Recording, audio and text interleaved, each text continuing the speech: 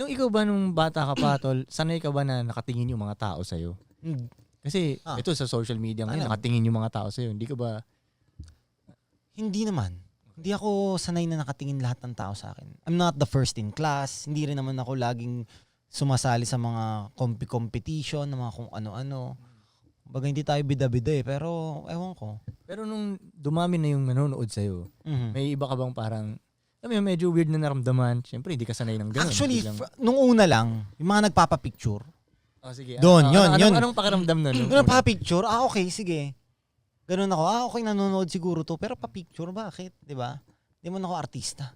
Parang ganun ang nasa isip ko. So, ibig mo sabihin, nung yung sinisimulan mo yan, hindi mo ini-expect na magpapapicture yung mga tao Oo, sa'yo? hindi. Ganun? Never the goal. Alam mo kung anong goal ko lang?